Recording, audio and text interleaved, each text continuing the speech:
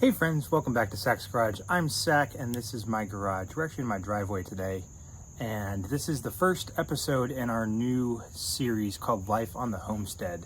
So we moved from a half acre, kind of in a suburban neighborhood, out to more of the country with 14 acres. Our closest neighbor is a couple hundred yards away. And this used to be a horse ranch, and it was about 80 acres, and it's now divided into 5 plots. So we've got a nice quiet, piece of home here, and let's get started. So today we are going to be assembling and testing this Landworks 20-ton gas log splitter. So I purchased this particular one on Amazon on sale. It was about 850 bucks. And the reason that I chose this particular one, because most of them are made in China, is that this one has an auto return function. So it makes it really nice for when I'm working by myself, if my wife can't help or we don't have family or friends over, and I want to help split firewood, while I'm unloading the log that was just split and then loading up the next one, the ram will actually auto return. Versus some of the cheaper models, you have to move the lever to get the ram to return. So we're gonna unbox this and we'll get started. All right, so this is all the bits and pieces. There's really not that many parts. I was actually fairly impressed with the amount of foam that this was all packaged in.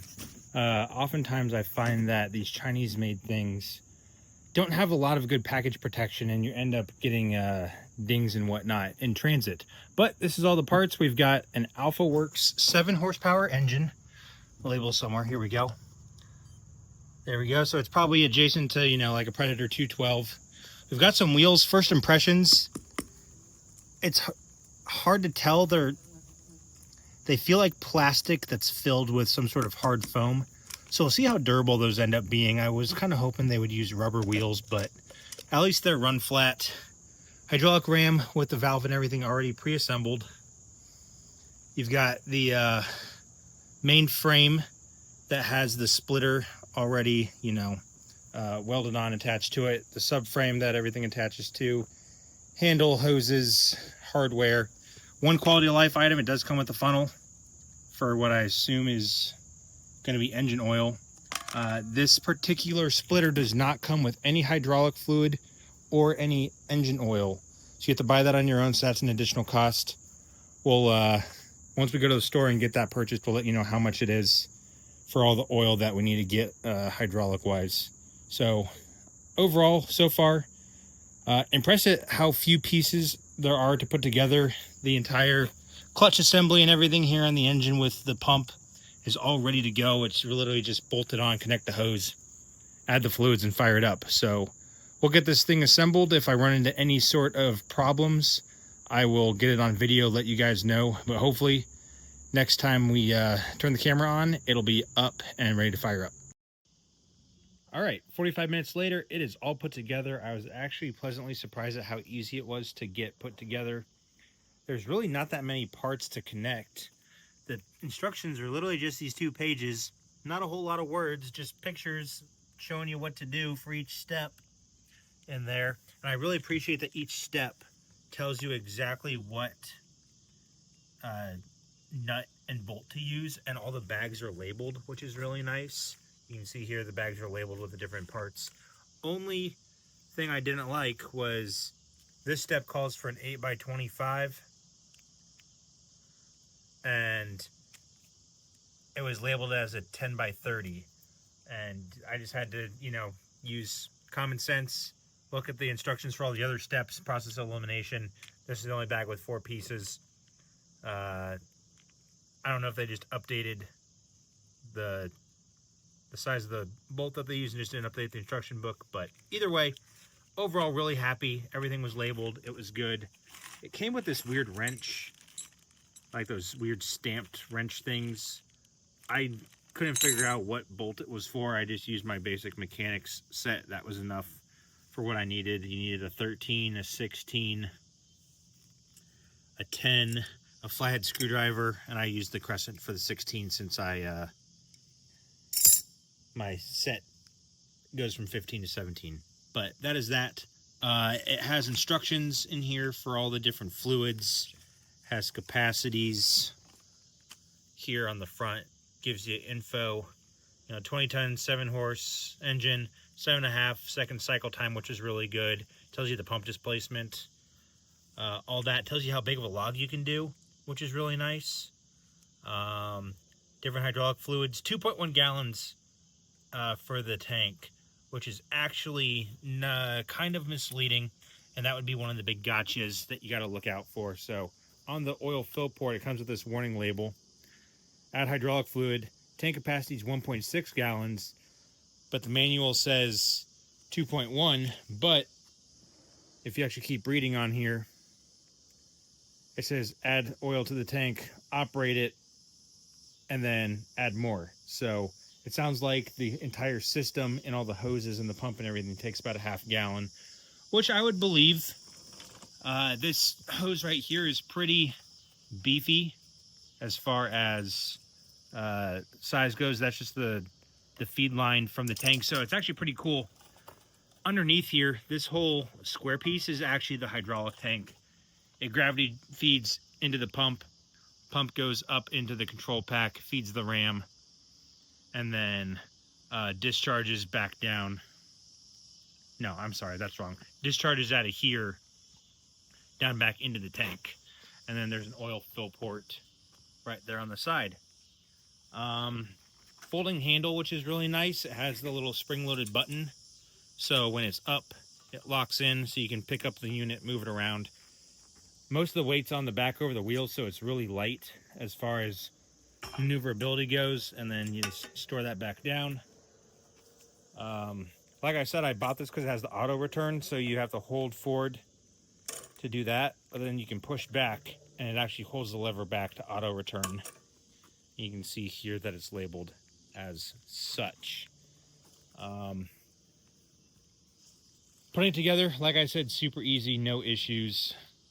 We'll run to the store tomorrow. We got to get 2.5 gallons of hydraulic fluid. Got to get some 10W30 oil because I think I'm out. And then we'll get this thing fired up and show you how it works. All right, so we've got the fluids in. 0.6 quarts of 10W30 Pennzoil. Not sponsored, but if you want to sponsor me, hit me up. And then hydraulic oil, got it from Lowe's. It's 18 bucks a gallon. I bought 2 gallons. Gallon and a half is in the tank per the label. And just a refresher, it says fill it up, operate the hydraulic cylinder without any load, 5 to 10 cycles, and then top off the oil. So what we're going to do is we're going to do a first start here. I have not started it. All I did was turn on the gas and turn on the choke. We're going to see how many pulls it takes to start this AlphaWorks 7 horsepower 209cc engine and get this thing going.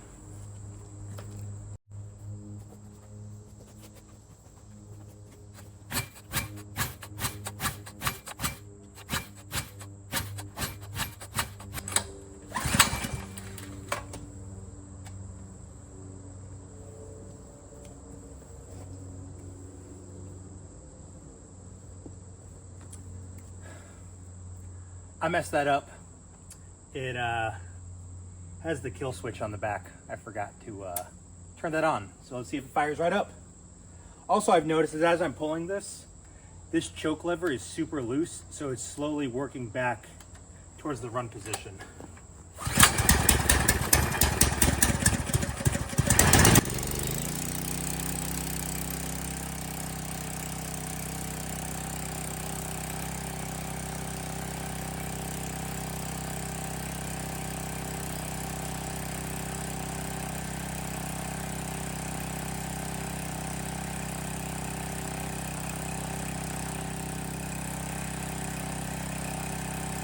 Honestly, a lot quieter than I thought it would be.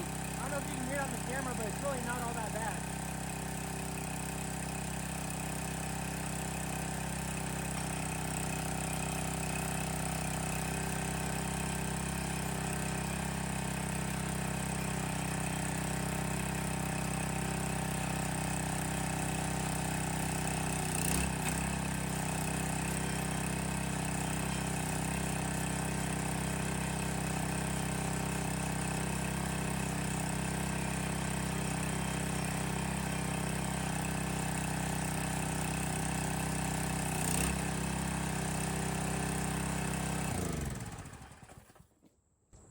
Okay, so I want to show you guys, that was only 2 runs.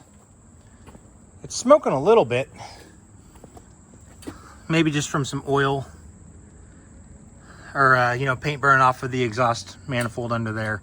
But you can see that this feed hose is just, all of that oil is just full of air as it worked its way through the lines. So we're gonna go ahead and top off that tank, let those air bubbles settle, and then we'll start it back up. All right, reservoir is full. We're gonna go ahead and fire it up, see if it starts first pull, run the fluid through it, make sure it's good, and then we'll go do some test cuts.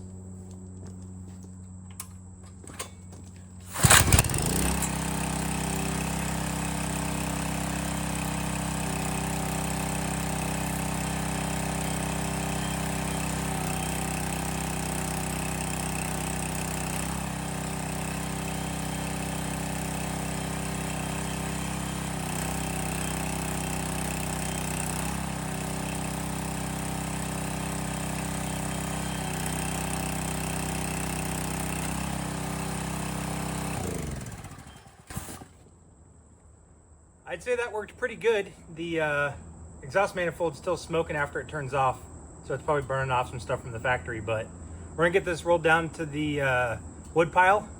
Let's do some test splits. Before we do these test splits, these are 4 different cuts from 4 different trees. I couldn't tell you what kind of trees they are. I'm not an arborist. I grew up in the city. I'm not a tree expert. I know what a maple looks like when it has leaves on it, a pine tree when it has pine needles, and that's about it. So we're gonna go ahead and measure these first, and then one by one we'll split them, okay? So this first one, 12.5 that way, about 11 that way. So we'll call it a 12-inch log, and then about 14 inches high. All right, so 12, we'll call that a 12. 14, 14, that's a 14-inch log, and about 18. All right, this one I have on the side. This is actually from a dead tree that's right behind the camera. You can't see it, but it's pretty tall. You can see it comes up to my knees, and it fell in the last thunderstorm. So it's pretty dry, but it's freshly downed. 22 inches around that way. And 23 that way. So we'll round down and call it 22 just to be conservative. And then this one we got from our tree trimming friends who drop us off free mulch and logs. They cut these into pretty thin discs to make them easier to handle.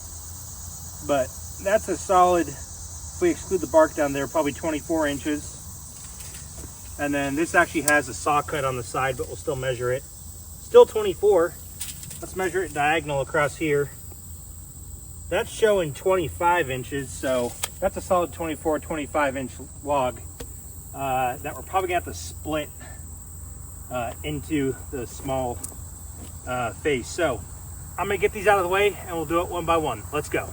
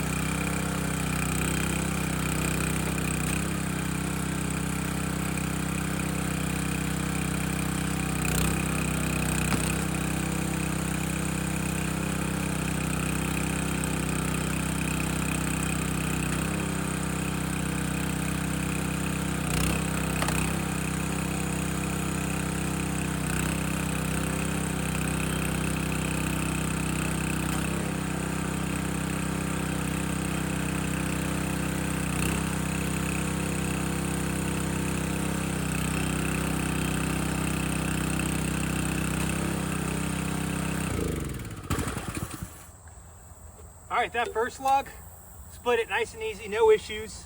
The wood itself is pretty dry. And as you can see, that auto return feature is really nice because I was able to load up the next log or at least start reaching down for it. while the ram was going back. So let's get the squid out of the way. Let's try log number 2.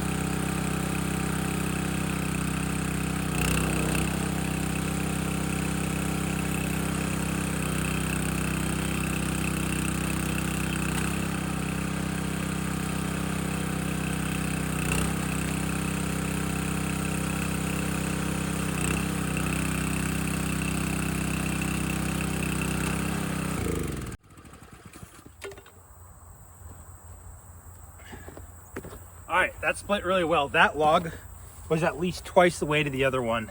I don't know if it still has more moisture in it because that other log was pretty dry, or if this is some sort of hardwood, but that's what the inside looks like.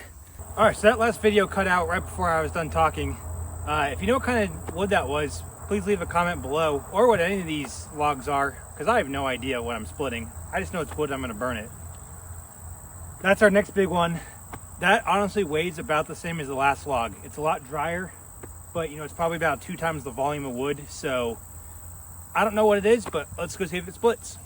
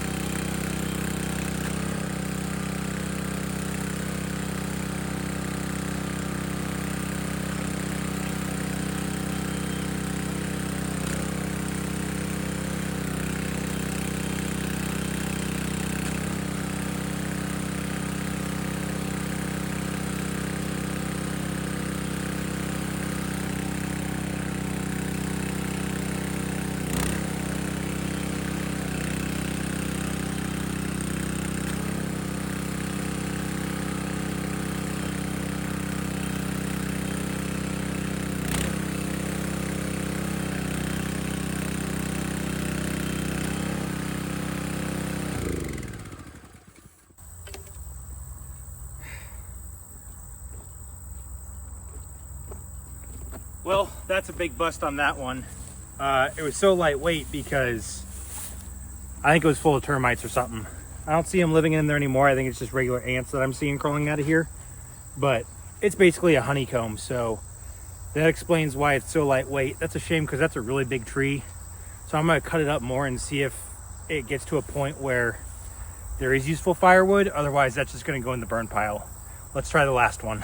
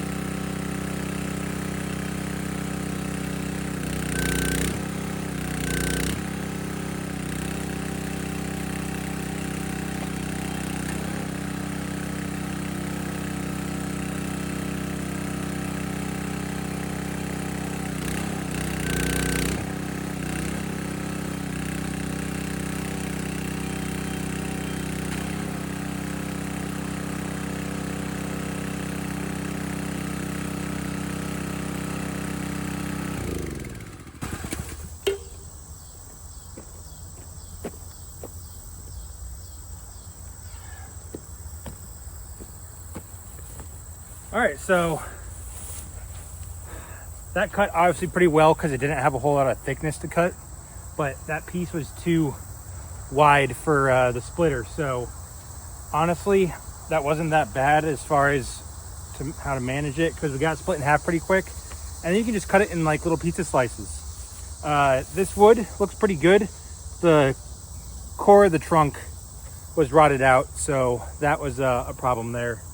But I don't know if you could see from back here, but the splitter did not like cutting against the grain. When I did orient it with the grain, it was a lot happier. So I would say that's a success. We can cut all different diameters as long as you can get one of them in between the ram and the cutting face.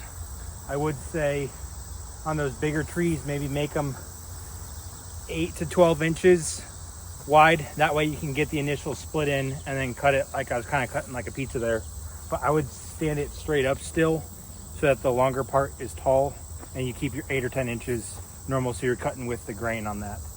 Overall first impressions, once we had it warmed up, it fired first pull every time. It seems to have plenty of power for all the wood that I've been trying to split. I'm not trying to split anything crazy. Overall impression, 10 out of 10 so far. You can expect a future video here on Life on the Homestead to have basically a wood cutting marathon. We're gonna get some friends and family out here. We're gonna cut a whole big pile of wood, get wood for the winter for multiple families, and that'll be the real test. Thanks for tuning in. Consider liking, sharing, subscribing.